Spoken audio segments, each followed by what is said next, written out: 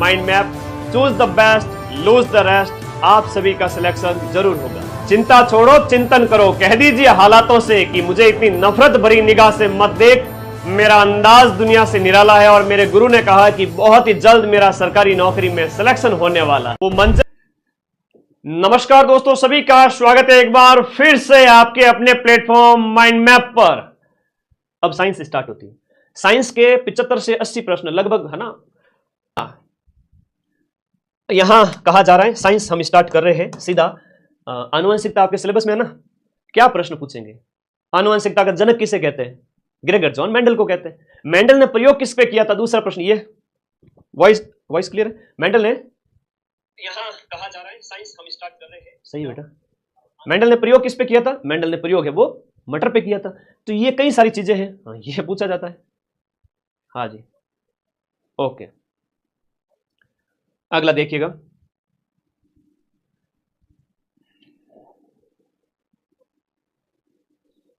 यहां हम बात करें आनुवंशिकता का जो जनक है वो किसे कहेंगे हम? ग्रेगर जॉन मेंडल इसको कहेंगे। ये पादरी था। इसने सबसे पहले बताया कि पौधों के बेटे बेटे से बेटे पीढ़ियां कैसे चलती है, ये इसने कहा था सबसे पहले। उसके बाद में आनुवंशिक विज्ञान यानी जेनेटिक्स का जनक वही आपका ग्रेगर जॉन मेंडल को कहते हैं। और ये बोट वाले है ना, बदनाम करने के लिए आते हैं, ठीक है, बदनाम करने के लिए आते हैं कि इसके इतने लाइव दिखा देंगे, बच्चों को लगेगा कि ये तो फेक लाइव लाता है। अरे भाई, मेरे तो ऑलरेडी 4 से 5 हजार आधे दिन लाइव आते हैं, ठीक है, और तुम उसे 10 20 50 हजार एक झटके में लेके जाओगे। इतनी तो मेरे में भी बुद्धि है, लाखों बच्चों को पढ़ाता हूँ, मैं बंद नहीं करूंगा क्या? तो क्या डिफेम करने के लिए कि दिखा दे एक झटके में, है ना, फिर अगर ये बड़ा रहा इंसान लाइव लगा के लगा रहा तो हम इसका चैनल हैक कर देंगे। होता है, कोई नहीं, मुझे अच्छा लगा। एक और अच्छा अनुभव हुआ। मारवाड़ी में कहा होता है, टकेरी हांडी फूटी पर कुत्ते की जात पहचानी। मिट्टी की हांडी है वो टक्के की थी, फूट गई, और जो डॉग है वो आया, उसने उसको तोड़ दिया, लेकिन पता चल गया कि डॉग अगली बार गलती कर सकता है, ठीक है, तो सावधान रहना डॉग से, वो वाली बात है। खैर छोड़ो। मेंडल ने अपने चिर प्रतिष्ठित वंशागति के नियमों को प्रतिपादित करने में जिस जीवधारी का इस्तेमाल किया था वो था गार्डन पी, यानी गार्डन पी मतलब आपका मटर को कहा गया। अगर मटर नहीं आए तो भी कंफ्यूज मत होना, इसमें अच्छा प्रश्न है, सिंपल सा पूछा जाता है, ध्यान रखना, ठीक है। क्वेश्चन नंबर 152, हमारे संविधान में आनुवंशिकता की इकाई को क्या कहते हैं? जो हमारे माता पिता से हमारे गुणों, माता पिता की जो विशेषताएं, गुण है, लक्षण है, वो हमारे में लेके आता है, तो वो है जीन है। वो क्या है? जीन है, जो पीढ़ी दर पीढ़ी ट्रांसफर होते रहते हैं। मेंडल के आनुवंशिकता के सिद्धांत कौन से जनन पर आधारित हैं? मेंडल है वो आपके ये जो लैंगिक जनन की बात करेंगे, इसमें कौन सा जनन है? लैंगिक जनन है। लैंगिक जनन है इसका आंसर, लैंगिक जनन। जीन क्या है? जीन आपका डीएनए जो है, डीऑक्सी न्यूक्लिक अम्ल जो है, डीएनए उसका एक पार्ट होता है और वो हमारे आनुवंशिकता की इकाई है। और टॉपिक हम पढ़ रहे हैं आनुवंशिकता। आनुवंशिकता से कई सारे प्रश्न मैं आपके लिए लेकर आया हूं, ठीक है। आगे देखिएगा, जीन है वो डीएनए का पार्ट हो जाता है। क्वेश्चन नंबर 155 में देखिएगा, जीवों में आनुवंशिक लक्षण संतान में कैसे ले जाए जाते हैं? देखो, क्रोमोसोम के द्वारा, है ना, जीन, क्रोमोसोम, ये सब आपको याद रखने पड़ेंगे। क्रोमोसोम के द्वारा आपके लक्षण आपके आगामी पीढ़ी में चलेंगे, ये वाली बात है। गुणसूत्रों का वंशानुगत सिद्धांत है। देखो, गुणसूत्र का कह रहा है, गुणसूत्र का जो वंशानुगत सिद्धांत है, गुणसूत्र का वंशागत सिद्धांत है, वो शूटन और बेवेरी के द्वारा दिया गया। ये मेंडल वाला नहीं होगा, यहां पर क्या होगा? शूटन और बोवेरी होगा, गुणसूत्र का वंशानुगति का सिद्धांत। जीन अणु यानी डीएनए की संरचना को सबसे पहले किसने रेखांकित किया था?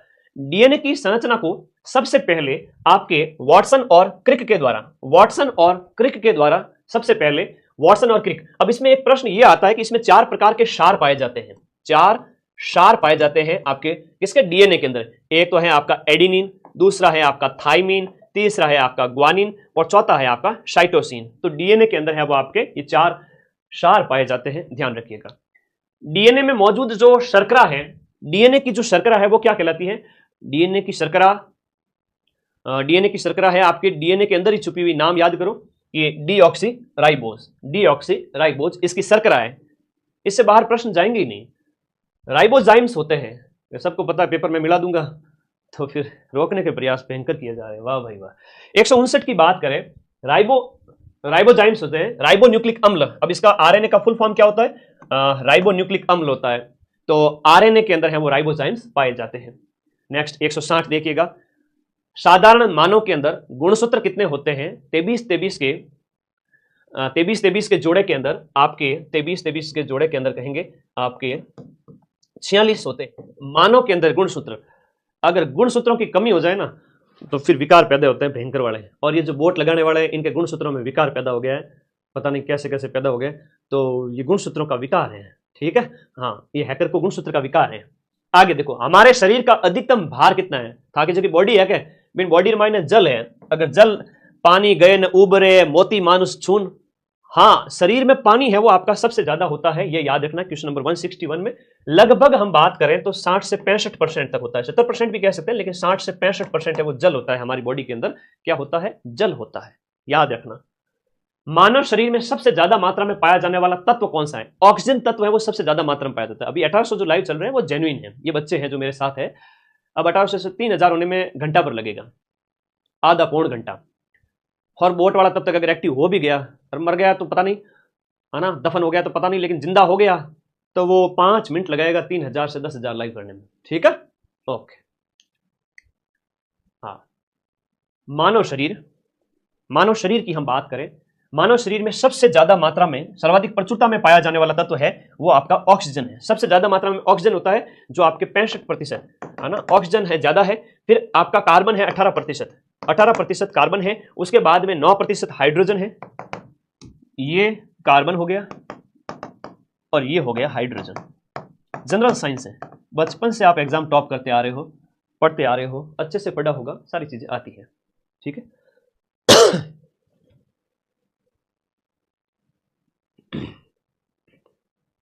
मानव कंकाल में देखो, मानव शरीर तंत्र, ये तुम्हारे सिलेबस में लाइन लिखी हुई है। हाँ, इससे भी सरल पेपर पटवारी के पेपर में आया था। एक बच्चे कमेंट था सरल पेपर आएगा क्या? इससे भी सरल पेपर पटवारी के पेपर में आया था, और इतने गलत करके आए बच्चे, इतने गलत करके आए। मैं कह रहा हूं कट ऑफ है वो आपके 75 से 80 लास्ट है 4000 पदों के लिए। 300 में से 75 से 80 लास्ट है, यानी कि 225 से 235, 230, 235, 36, 38, 37, 230-35 लास्ट है। बड़े डॉट होशियार बनते थे बच्चे। क्या होते थे जाके, ये तो आवे मन, वही आवे यूं कर इतना गलत करना यार। मैथ करना, इंग्लिश करना, हिंदी करना, तुम्हारे कठिन आएगी मैथ, इंग्लिश, हिंदी। जीके तो इतना सिंपल आएगा, यही क्वेश्चन आने हैं। मैं जानबूझ के कठिन नहीं दे रहा हूं भाई, क्वेश्चन तो इसी में से आना है। बाकी मैं विद्वान बनने के चक्कर में और कठिन से कठिन दे दूं, क्वेश्चन आवे नहीं एक, बाकी क्वेश्चन यही आएंगे। मैथ इंग्लिश जो अच्छा करेगा वो सिलेक्शन लेके जाएगा। 50,000 सीट पड़ी है, मैथ को छोड़ भी दोगे तो भी सिलेक्शन हो जाएगा। छोड़ो तुम इस बात को, अपना बाकी वाले 105 क्वेश्चंस का कंटेंट है वो स्ट्रॉन्ग करो। मैथ अगर किसी की वीक है ना तो ज्यादा टेंशन ना लें, उसका भी हल्का अभ्यास कर लें। मानव कंकाल में अब तक ज्ञात हड्डियों की संख्या 206 है। 206 हड्डियां हमारे शरीर में कंकाल में होती हैं, 206। उसके बाद में मानव शरीर की सबसे छोटी हड्डी कौन सी है? मानव शरीर की सबसे लघुतम हड्डी है वो कान में पाई जाती है। लघुतम मतलब कि सबसे छोटी, और सबसे छोटी हड्डी है, यही प्रश्न है जो बार बार रिपीट होते हैं, यही प्रश्न है जो बार बार रिपीट होते हैं। सबसे छोटी हड्डी की बात करें, इसका नाम है स्टेपीज। स्टेपीज है जो आपके कान के अंदर पाई जाती है ना। और एक आता है फीमर का प्रश्न। फीमर जो है वो आपके जांग में पाई जाती है, जो सबसे बड़ी हड्डी है। फीमर है वो आपके कहां पर? जांग में है, जो सबसे बड़ी है। और एक आता है जबड़े का जो हड्डी है, वो वाला प्रश्न आता है, जबड़े की हड्डी। जबड़े की हड्डी क्या है? सबसे मजबूत हड्डी में आ जाता है, ये सबसे बड़ी है। तो एक ही प्रश्न में 3 क्लियर करा देता हूं। सबसे बड़ी जो हड्डी है वो ये है, और सबसे मजबूत आपसे पूछे तो वो जबड़े वाली है ना। ठीक है, हाँ, जबड़े की हड्डी है वो सबसे मजबूत। जबड़ा अगर हम कहें मगरमच्छ जैसे का तो बहुत मजबूत होता है। ठीक है, हाँ, ये 3 प्रश्न याद रखना। अगला देखिएगा, मनुष्य की खोपड़ी में कुल कितनी अस्थियां होती है? हमारी खोपड़ी के अंदर अस्थियों की संख्या कितनी होती है? वो हमारे ये जो है संख्या 28 होती है। खोपड़ी देखो, खोपड़ी में हड्डियों की संख्या कितनी है, मेरु रज्जु में कितने जोड़े होते हैं, और मानव शरीर में कितनी हड्डियां होती हैं। हड्डियों का एक सामान्य ढांचे का मानव कंकाल तंत्र तो पढ़ना ही पड़ेगा, सिलेबस में है आपके। ठीक है, ओके, तो ये 28 हो गया, 28 हड्डियां होती है खोपड़े में। अब एक प्रश्न ये भी आता है, कपाल क्रिया क्यों करते हैं? जब किसी का निधन हो जाए तो कपाल क्रिया करते हैं। कपाल क्रिया का मतलब मृत व्यक्ति का सिर तोड़ा जाता है डंडे से, मजबूत डंडे से उसका माथा तोड़ा जाता है, और यह क्रिया अमूमन बड़े बेटे के द्वारा की जाती है। इसे कपाल क्रिया कहते हैं, क्योंकि जो है वो मस्तिष्क की हड्डी जलेगी नहीं तो मुर्दा जलेगा कैसे। तो ये कपाल क्रिया कल्चर का पार्ट है। राजस्थान की कल्चर के अंदर हम पढ़ते हैं कि कपाल क्रिया करते हैं, और ये हमारा क्या है, एक संस्कार है। तो ये हड्डियां तोड़नी पड़ती है, 28 हड्डियां, ठीक है, तब जलता है वो शव, वरना जलता नहीं है। तो ये याद रखना कि निम्न में से कौन सा लवण मानव हड्डियों में सबसे ज्यादा मात्रा में पाया जाता है। मानव हड्डियों में सबसे ज्यादा मात्रा में पाया जाता है वो कैल्शियम फॉस्फेट है। कैल्शियम, फॉस्फेट, कार्बन, ये जितने भी है उससे हमारा शरीर बना होता है। ऐसा कहते हैं कि मानव शरीर में जितना कैल्शियम और फॉस्फेट वगैरह जितना पाया जाता है ना। अच्छा, स्लो मोड वाला हटाए, चलो भाई, टीम वाले ने किया होगा, टीम को बोल देते हैं भाई स्लो मोड हटा दीजिए। तुम लोग स्लो मोड तो उसके लिए, हैकर के लिए किया हुआ है ना, इसलिए किया हुआ था भाई। हटाना है कि नहीं हटाना वो बताओ पहले, क्या करोगे कमेंट करके। हैक हमारी सेफ्टी के लिए किया हुआ था। कैल्शियम और कैल्शियम फॉस्फेट की हम यहां पर बात करेंगे क्वेश्चन नंबर 166 के अंदर। क्वेश्चन नंबर 167 जो है इसका आंसर करिएगा कि मनुष्य के शरीर में पसलियों के कितने जोड़े हैं।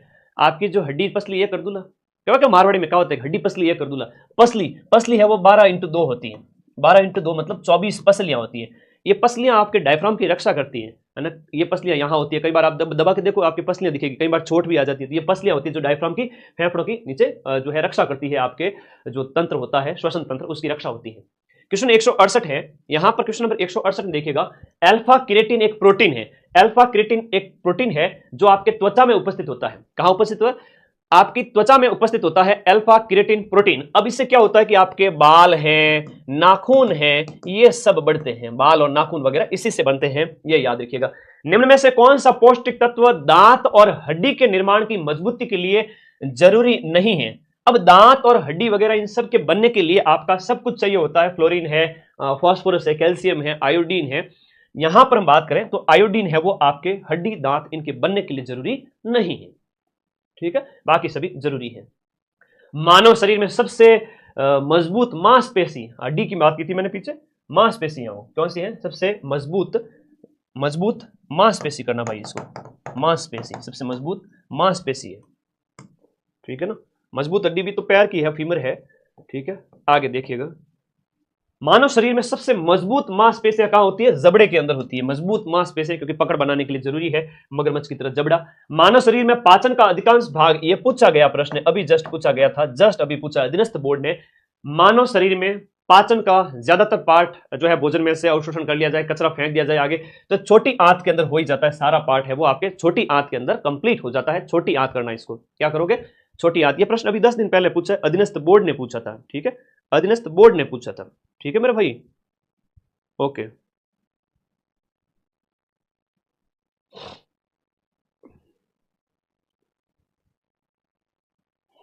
ये जेन्युइन लाइव देखो बच्चे 1500 से 2000 2500 आए हैं, अभी आधे घंटे तक धीरे धीरे 3000 भी आएंगे। अपन अभी सेफ है, चल रहे हैं। छोटी आंत, उसको भी उसकी औकात पता चल गई कि भाई यहां पर कंगाली होने वाले हैं। मदन सर तो डरने वाला नहीं है। आ जाओ। एक प्रश्न ये है, कड़वाहट के लिए मानव जीभ का कौन सा संवेदनशील क्षेत्र है। तो लोग हमारे आगे तो रहते हैं मीठे, लोग हमारे आगे क्या रहते हैं, हमारे आगे तो बोलेंगे बड़ा मीठा बोलेंगे, और पीठ पीछे हमारी बुराई करेंगे, कड़वे बोलेंगे, वो तो यूं है वो यूं। तो जीभ में देखो सबसे पीछे वाले भाग में आपको कड़वापन महसूस होगा। आप कड़वी चीज करेले को लेके आगे वाले भाग पे लगाओ, आपको पता ही नहीं चलेगा करेला क्या है, कड़वा है। करेले को कभी टच करना, या कच्ची निम्बोड़ी जो होती है ना, उसको आगे वाले भाग पे टच करना, आपको कड़वापन खारापन फील होगा ही नहीं। मीठा जो है ना, मिठाई, अब मिठाई को आप पीछे लगा के देखो जीभ के सेंटर पे या थोड़ा आगे, आपको मीठापन लगेगा ही नहीं, ठीक है। तो मीठापन कहां लगेगा, आगे। तो लोग है ना लकड़ोरा लाडव है, लोग हैं वो लखनऊ लाडे हैं, और अपर आगे तो रहे मीठा, अपर लारे करे हमारी बुराई, पीठ पीछे करते हैं हमारी बुराई, ठीक है। हाँ, पीठ पीछे करते हैं बुराई और आगे रहते हैं मीठे।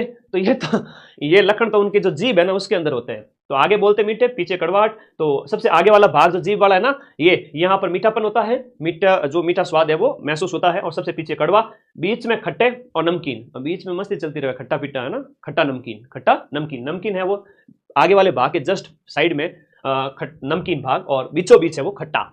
तो कड़वाहट के लिए बात करें तो पीछे का भाग होगा, कड़वाहट के लिए बात करें तो क्या होगा, पीछे का भाग होगा।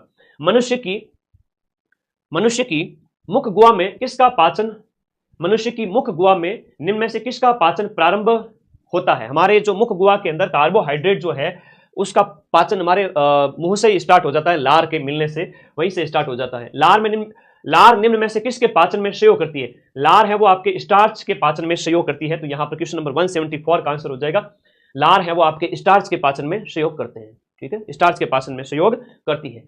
हाइड्रोक्लोरिक एसिड है वो कौन से अंग से निकलता है? देखो हम जो भी भोजन खाते हैं ना, उसको तोड़ने के लिए अमाशय के अंदर आपके HCl हाइड्रोक्लोरिक अम्ल तेजाब निकलता है उसको तोड़ने के लिए, तो अमाशय में HCl निकलेगा। क्वेश्चन नंबर 176 है कि एंजाइम क्या होते हैं? एंजाइम क्या होते हैं कि उस प्रक्रिया को, रासायनिक जो प्रक्रिया चल रही है उसको बढ़ा देते हैं, ठीक है, उसको बढ़ा देते हैं। जैव उत्प्रेरक होता है, ये जैव उत्प्रेरक होता है। एंजाइम क्या होता है? बायो उत्प्रेरक या जैव उत्प्रेरक होता है। क्वेश्चन नंबर 177 देखिएगा, मानव शरीर में प्रोटीन का पाचन निम्न में से कौन से अंग में प्रारंभ होता है? प्रोटीन है वो आपके आमाशय में पचनी शुरू होती है।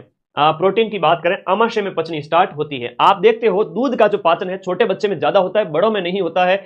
एशिया में विशेष रूप से नहीं होता है, एशिया के लोगों के अंदर, क्योंकि दूध को पचाने के लिए जो चाहिए होते हैं, जो दूध की कैसीन जो होती है ना, कैसीन प्रोटीन को पचाने के लिए जो रेनिन है वो स्त्रावित छोटे बच्चों में ज्यादा होता है, बड़ों में नहीं होता है। इस वजह से बड़े लोग दूध से भाग जाते हैं, दूध पीते नहीं है हम, यही कारण है। और ये प्रश्न एग्जाम में पूछा गया था। 4th ग्रेड तो आराम से निकाल सकते हैं बेटा, 4th ग्रेड अभी अभी लग जाओ ना, मेरी जो क्लास है हिस्ट्री कल्चर और ये वाली क्लास, आराम से निकलेगा 4th ग्रेड। मैं फिर से कह रहा हूँ, थोड़ी अंग्रेजी और गणित पे मेहनत कर लेना, निकल जाएगा। इतने समय से पढ़ते आ रहे हो, क्यों नहीं निकलेगा? मानव शरीर की सबसे बड़ी ग्रंथि, मानव शरीर का सबसे बड़ा अंग भी कह सकते हैं, अंग तो हालांकि त्वचा को कहते हैं, पर ग्रंथि है वो शरीर के अंदर है, वो शरीर के अंदर का भाग, सबसे अंदरूनी सबसे बड़ा भाग है वो आपका लीवर होता है, यकृत होता है, याद रखना।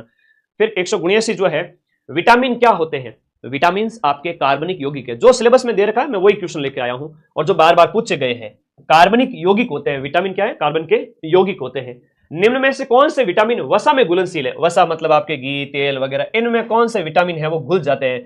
और घी वगैरह तुम लोगों को ज्यादा एकदम उड़ेल दिया जाए तो ए देख के चल भाई, ए देख के, तो विटामिन ए देख, ए, डी, ई और के, ये वसा में घुलनशील है। और पानी की बात करें, बी और सी, ये पानी में घुलनशील है, बी और सी, और ए देख वसा में, ए, डी, ई और के। ये बड़ा कॉमन क्वेश्चन है जो बार बार आता है एग्जाम के अंदर, ठीक है। विटामिन सी का सबसे बेस्ट स्रोत कौन सा है?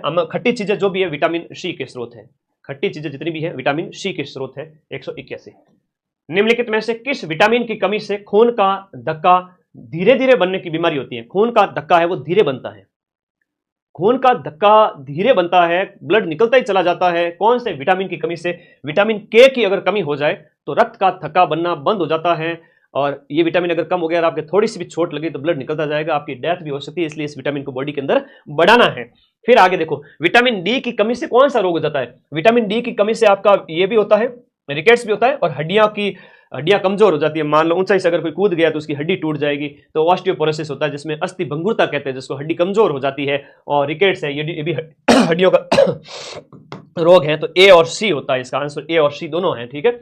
बाकी मैं एक फोटो लगा दूंगा विटामिन वाली, शायद मैंने कल डाउनलोड की थी विटामिन वाली, विटामिन्स की मैंने कल डाउनलोड की थी फोटो एक।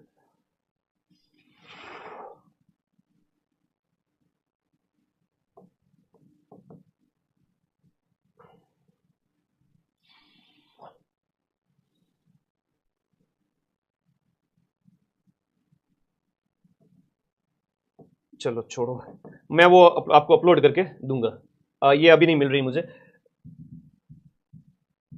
मैं वो फोटो लगा दूंगा जिसमें जितने भी विटामिन है उनकी कमी से होने वाले जो रोग है वो आपके बता दिए जाएंगे एक शॉर्ट फोटो के अंदर, ठीक है। ओके, अगला प्रश्न देखो रे,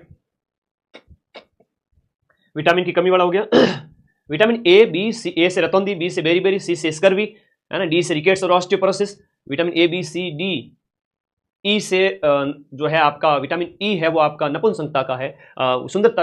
एक दो आप बच्चे कई बार कंफ्यूज हो जाते हैं विटामिन ई और के अंदर, तो वो सारी चीजें मैं डालूंगा इसके अंदर। विटामिन के अंदर धक्का नहीं बनता है, ई है वो आपके जनन शक्ति से संबंधित है, मैं डालूंगा सारी चीजें। ये पढ़ा है ना, दिमाग से भूल गया मैं, थोड़ा इन हैकर लोगों ने परेशान कर दिया आज, क्या करें, है ना, टेंशन दे दी इन लोगों ने मुझे। ये देखो, vitamin A, B, C, D, E की कमी से होने वाले रोग, रवे सारे वर, ट्रिक है।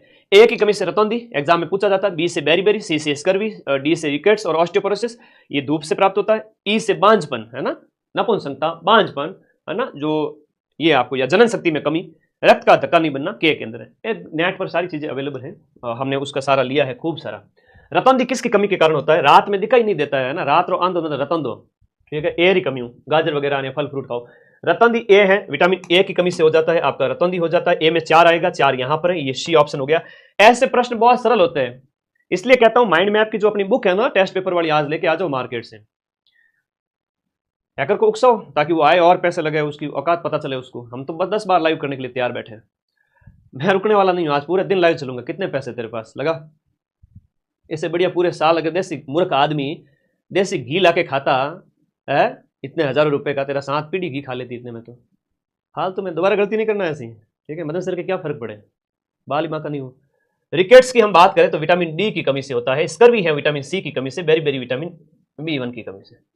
भोजन का एक प्रमुख अंग है, हम बात करें तो भोजन में कार्बोहाइड्रेट है, वसा है, प्रोटीन है, ये होना जरूरी है। स्टार्च ग्लूकोज वगैरह ये भोजन के अंग नहीं है, याद रखिए। 186 के अंदर विटामिन जो दूध प्रोटीन को पचाने वाला एंजाइम कौन सा है? दूध प्रोटीन को पचाने वाला जो एंजाइम है रेनिन है, जो बच्चों में होता है, बड़ों में नहीं होता है। और इसी वजह से छोटे बच्चों में तो दूध का पाचन हो जाता है। जैसे जैसे हम बड़े होते जाते हैं, लखनऊ के लाडे, काम को काज को दुश्मन अनाज के, हम इतने बड़े होते जाए, हमारे अंदर वो खत्म ही होने लग जाता है क्या, रेनिन। तो इस वजह से हम दूध पचा नहीं पाते। गुरुजी मम्मी दूध को नहीं भावे, मम्मी मारती है थप्पड़, पी ले, पी दूध, दूध रेनिन ही नहीं, बच्चे के कहाँ पिला रहे हो आप, उसे पचेगा भी नहीं। तो अभी माँ उड़े ले बेटा, पचे वो करे उल्टी। तो बेटा चीज़ा ये ध्यान रखने लायक है। इसलिए एशिया वाले लोगों के अंदर तो विशेष रूप से ये नहीं पाया जाता, इसलिए वो दूध कम पीते हैं। दूध पचता नहीं है, कम पीते क्या मतलब पचता नहीं है। हाँ, दूध प्रोडक्ट ठीक है, लेकिन दूध नहीं पचता है। दूध से दही नहीं बनता है, शरीर के अंदर जाती दूध फट जाता है, और उसका जो होता है ना एब्जॉर्ब करने की क्षमता, वो सिर्फ रेनिन एंजाइम की वजह से ही होता है, और रेनिन छोटे बच्चों में होता है। स्तनधारियों को क्या कहते हैं, कमेंट बॉक्स में बताओ फटाफट। स्तनधारियों में श्वसन कैसे होता है? फेफड़ों से होता है, और क्लोम के द्वारा, या ये तो होता है मछली वगैरह जो होता है ना, मछली वगैरह उनमें वो गिल या क्लोम उनसे लेती है। स्तनधारी को मैमल कहते हैं। क्या कहते हैं? मैमल्स कहते हैं। स्तनधारियों को मैमल्स कहते हैं। एक स्वस्थ व्यक्ति का हृदय 1 मिनट में धक धक धक, हाँ ये जो है वो 72 बार धड़कता है। और एक प्रश्न एग्जाम में ये भी पूछा गया था कि हमारा जो हृदय है वो कब आराम करता है? तो दोनों जो धड़कनों की गति के बीच में, जिसे हम लब डब कहते हैं ना, लब डब जो ये ध्वनि होती है, लब डब, और फेफड़ों को, जैसे हृदय जो है ना कभी कमजोर हो जाए तो पेस मेकर लगाया जाता है। क्या लगाया जाता है? पेस मेकर लगाया जाता है। सामान्य बातें हैं, और सामान्य बातें 50,000 बच्चों को आएगी नहीं, इसीलिए मैं छोटी छोटी चीजें ज्ञान की बताता चला जाता हूं कि भाई यही प्रश्न आएगा। लब डब की आवाज आती है, पेस मेकर हृदय के लिए लगाया जाता है, और 72 धड़कनें होती है। और क्या बताऊं, 50,000 नौकरियां लगानी है मुझे, कोई 4-5 हजार होती तो मैं, या 1000 पर नौकरी होती। RS का थानेदार का पेपर आएगा, उसमें देखना मैं कैसे टॉप लेवल के क्वेश्चन लेके आता हूं, और उसमें से भी क्वेश्चन मिला के दिखाऊंगा। क्या चिंता करते हो, पेपर अपने दिमाग में ऑलरेडी है, 4th ग्रेड का पूरा पेपर है, ठीक है अपने पास, है ना, मेहनत करो सब मिल जाएगा। हृदय में कितने कक्ष होते हैं? हृदय में जो है आपके, हम बात करें जो आपका हार्ट एक, जैसे आपकी जो मुट्ठी है ना, इतना सही होता है। हार्ट के अंदर क्या होता है कि आपके जो दो ऊपर 4, ये देखो हृदय में 4 भाग होते हैं। आलिंद होते हैं, देखो इसके अंदर होते हैं 2 तो आलिंद होते हैं, ऊपर ये भी आलिंद, और नीचे 2 निलय होते हैं, ठीक है आलिंद और निलय होते हैं। एक स्वस्थ व्यक्ति की हम बात करें, उस मनुष्य के खून का कुल परिमाप कितना होता है? एक यंग स्वस्थ व्यक्ति अगर कोई है, उसका जो ब्लड है टोटल कितना होगा, यह पूछा गया है कि कम से कम आपका जो है 5 से 6 लीटर खून होता है, जो हमारी बॉडी का 7 से 8% होता है। 7 to 8% हमारी बॉडी का होता है टोटल। 5 से 6 लीटर खून आपकी बॉडी के अंदर, जगह जगह खून कितना है? 5 से 6, ठीक है, ओके।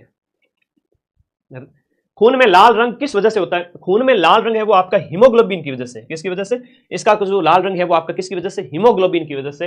हीमोग्लोबिन वर्णक की वजह से लाल रंग दिखाई देता है ना। हरित लवक है तो वो पत्तियों का हरा रंग दिखता है, पेड़ पौधों का हरा रंग दिखता है। हमारा खून का जो लाल रंग है वो हीमोग्लोबिन की वजह से होता है, ये याद रखना। 193वां क्वेश्चन देखो रे, रक्त समूह की खोज किसने की? सिलेबस में है थारे।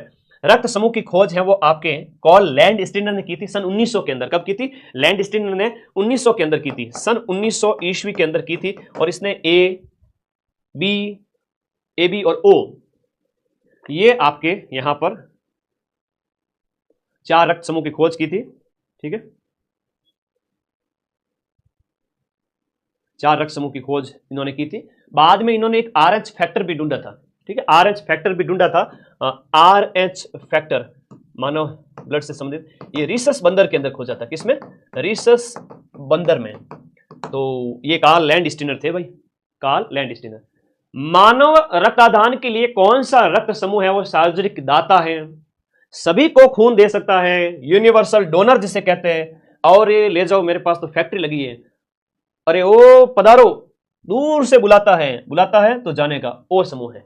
ए भी है वो सर्वग्राही है, ये सभी से ले सकता है ना, और मांग तो ही रहे सारे दिन, मुझे भी दे दो, है ना, मतलब सबका ले लेगा, ये बी का भी ले लेगा, ए का भी ले लेगा, ए बी का भी ले लेगा। ए बी है वो सर्वग्राही है, सार्वभौमिक स्वीकारी जिसे कहते हैं या सर्वग्राही जिसे कहते हैं, वह सर्वग्राही कौन सा हो गया, ए बी ग्रुप वाला है, वो सबसे ब्लड ले सकता है और ओ सबको दे सकता है। मानव के मूत्र का रंग है वो पीला क्यों होता है, तो कुछ ना कुछ वर्णक पाया जाएगा, इस वजह से होगा। जैसे हीमोग्लोबिन की बात की तो वो ब्लड के अंदर बात करी, यहां पर यूरोक्रोम वर्णक है, इस वजह से आपके मूत्र का रंग है वो आपके कैसा होता है, पीले कलर का होता है। अगला देखिएगा, मनुष्य शरीर में खून की शुद्धिकरण की प्रक्रिया को डायलिसिस कहते हैं। कई बार खून है वो बार बार चढ़ता रहता है, विशेष रूप से ब्लड कैंसर वगैरह में, तो डायलिसिस की प्रोसेस होती है, तो कहते हैं कि भाई उसका डायलिसिस चल रहा है, पूरा खून है वो चढ़ाया जाता है, तो खून की शुद्धिकरण करना वगैरह ये प्रोसेस डायलिसिस कहलाती है। अगला देखिएगा, यूरिया किसके द्वारा, यूरिया है वो किसके द्वारा अलग किया जाता है। यूरिया जो है आपका गुर्दा है ना, जो वृक्क होते हैं, है ना, 2 वृक्क होते हैं। बाकी मैं राहुल सर की एक अलग से क्लास लगूंगा, हालांकि 4th ग्रेड में इतनी आवश्यकता तो नहीं है, बहुत सामान्य से साइंस आएगी। मैं राहुल सर को बोलूंगा 3-4 घंटे के अंदर अंदर सब करा दें, 200-300 क्वेश्चन साइंस के सामान्य क्वेश्चन, ठीक है। बाकी यही क्वेश्चन आ रहे हैं, कोई दिक्कत वाली बात नहीं, सेम टू सेम। वृक्क है वो आपका जो इसके लिए, यकृत अलग है ना, लीवर अलग है, ये किडनी होती है, गुर्दे है वो आपके किडनी होती है, ठीक है। अगला देखो क्वेश्चन 199, मानव गुर्दे में बनने वाली पथरी, हमारे गुर्दे में पथरी बनी होती है, वो किसकी बनी होती है, कैल्शियम ऑक्सलेट की बनी होती है। पथरी किसकी होती है, कैल्शियम ऑक्सलेट की पथरी बनी होती है, याद रखिएगा। मनुष्य के अंदर कितने जोड़ी कपाल तंत्रिकाएं पाई जाती हैं, कपाल तंत्रिकाएं हमारे शरीर में कपाल तंत्रिकाएं हैं वो 12 पाई जाती हैं, यह याद रखिएगा। और स्पाइनल कॉर्ड के अंदर ये 31 होती है। स्पाइन अंग्रेजी में जिसे हम स्पाइन कहें, स्पाइन या हम मेरु दंड जिसे हम कहते हैं, हमारी रीढ़ की हड्डी के अंदर 31 होती है, ये ध्यान रखना। और कपाल तंत्रिकाएं हम बात करें, कपाल के अंदर 12 तंत्रिकाएं। सामान्य मानव शरीर का तापमान कितना होता है, मानव शरीर का तापमान कितना होता है। कई बच्चे कहते हैं सरल सरल प्रश्न है सर, तो इसका आंसर दे दो भाई, दे दो इसका आंसर, हाँ आंसर दो इसका, फिर फटाफट आंसर दो, मैं पानी पी लेता हूं, आंसर दो इसका।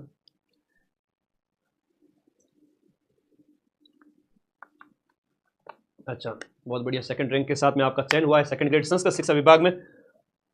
चलो आइए, आपने मेहनत की, हमारी कक्षाएं आपके काम आई, उतना हम आप लोगों ने मेहनत की। कक्षाएं तो हम लाखों बच्चों को देते हैं, लेकिन जो मेहनत करेगा वो सिलेक्ट होगा।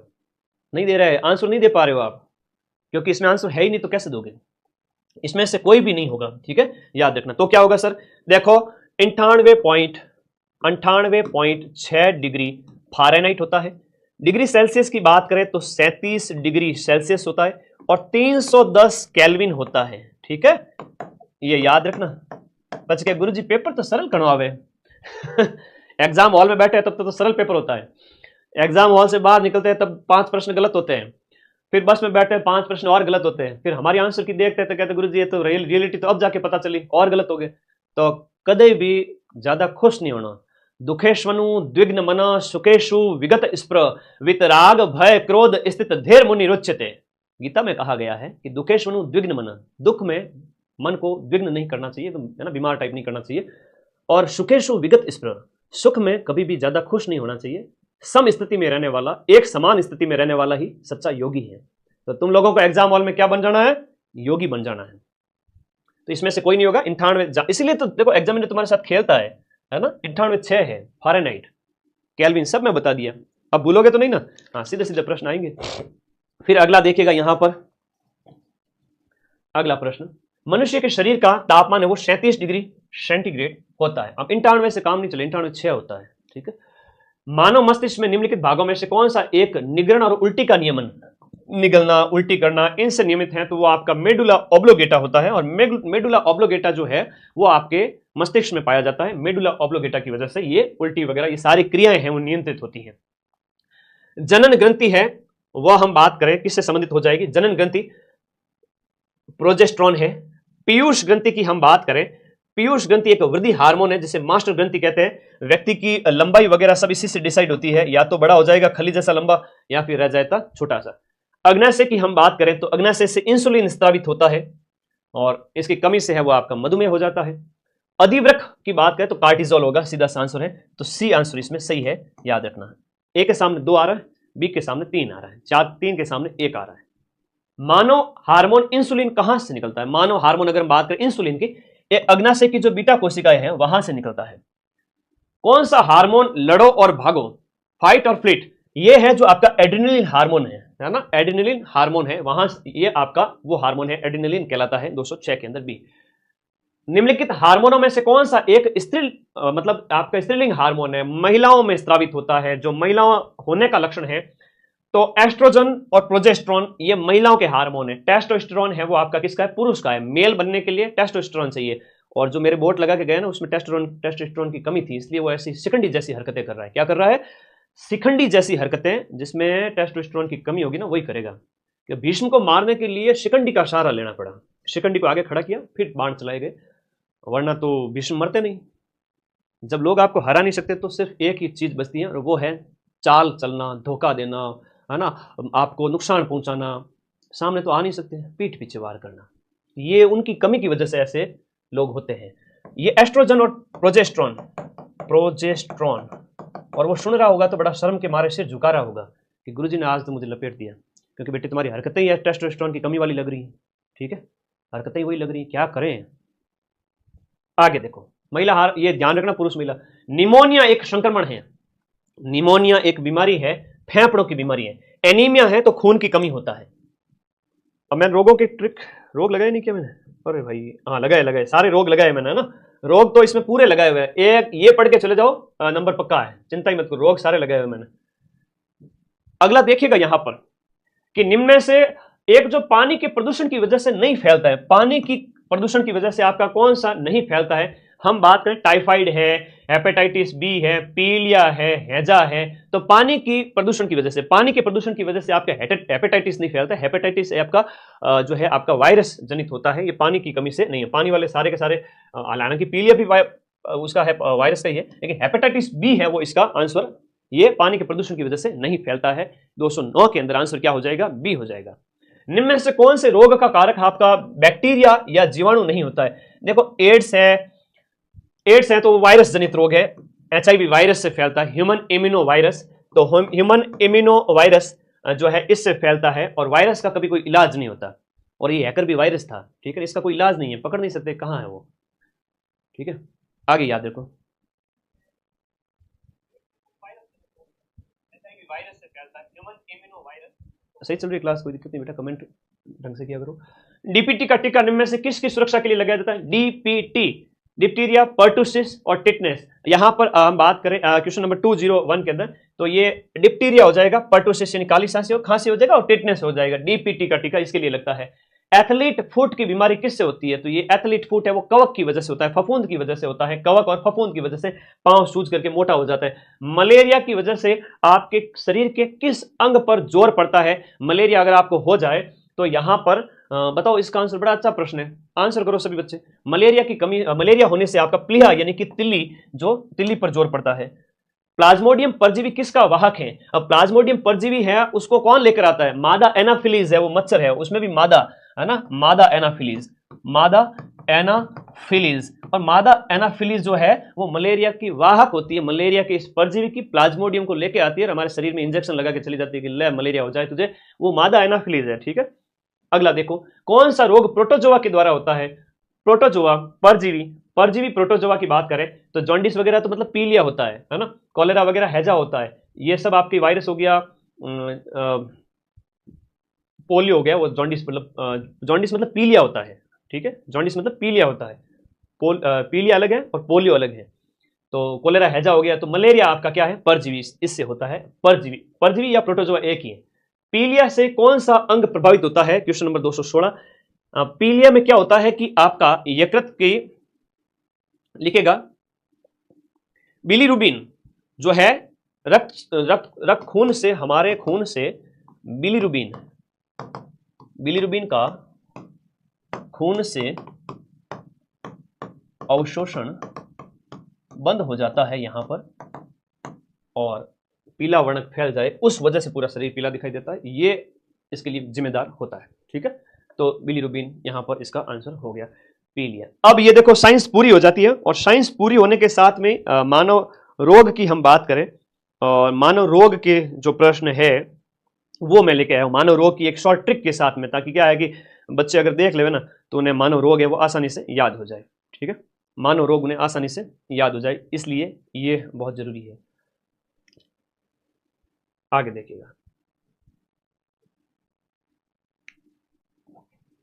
हाँ जी, तो कौन से रोग का कारक है वो जीवाणु नहीं होता है, तो एड्स का सही तो लिखा है। फिर के 210 वापस देखो क्या देखें, हैं एड्स ही तो होगा, एड्स विषाणु से होता है। वापस देखो, पढ़ाई तो करते हो नहीं, आगे आ जाओ, होशियार बने, क्वेश्चन का आंसर दिमाग में दो। अब देखो, बैक्टीरिया से होने वाले रोग, यानी कि जीवाणु से होने वाले रोग, जीवाणु से होने वाले रोगों की हम बात कर रहे हैं। यहाँ बैक्टीरिया मतलब क्या हो गया, बैक्टीरिया मतलब कई बच्चों को होता है कि पता ही नहीं चलता है बैक्टीरिया जीवाणु से क्या है, समझ में नहीं आता, तो एक ही है। ठीक है, अब इसमें क्या है कि जीएसटी पंडित का टीका न्यू, ऐसी ट्रिक चलती रहती है, तो हम इसको भी ले आए साथ में। तो गोनेरिया है, सिफिलिस है, टाइफाइड है, प्लेग है, डिप्थीरिया है, तपेदिक है, टिटनेस है, निमोनिया है, हैजा है, मोती जरा है, मोती जरा, डायरिया है ना, डायरिया दस्त लगना, कुष्ठ रोग है, डिप्थीरिया है, सिफिलिस, बोटेलिज्म है, बोटेलिज्म हो गया, बोटेलिज्म, निमोनिया है, गोनेरिया हो गया, ये सारी बीमारियां। रेखा हमें हिट करके पीछे छोड़ दी, ये किसकी ट्रिक है सर? अरे ये ट्रिक है विषाणु यानी वायरस की। रेखा से हो गया रेबीज, ख से खसरा, ह से हर्पीज, हर्पीज भी एक वायरस जनित जननांग रोग होता है, और मेनिंजाइटिस मस्तिष्क बुखार होता है, हेपेटाइटिस वायरस है, ट्रेकोमा आंख की बीमारी है, पोलियो हो गया, एड्स, चेचक और छोटी माता छोड़ गई, ड से डेंगू, और गलसौंद और इन्फ्लुएंजा जो ये इसके जिम्मेदार है। प्रोटोजोआ से होने वाले रोग है कि जो परजीवी या प्रोटोजोआ से, ट्रिक है कि पापा काम पे सोते हैं, प से प्रोटोजोआ, तो पायरिया है, कालाजार है, और मलेरिया इसमें तुमसे पूछते हैं, याद रखना। आनुवंशिक रोगों में वही क्लिप वही डांट, तो ट्रिक ऐसी बनाई हुई है, वह से वर्णांता, haemophilia, Klinefelter, Patau syndrome, Down syndrome, Turner syndrome, ये सारी चीजें याद रखना। कवक एक गंदा खाद है, तो कवक से होने वाले रोगों में किसी के बाल झड़ जाए, गंजापन, एक्जिमा है, दाद, खाज, खुजली और दमा, ये सब उसके लिए जिम्मेदार होते हैं। तो अब हम कंप्यूटर के 200 क्वेश्चंस करेंगे, बहुत ही 1 घंटे के अंदर।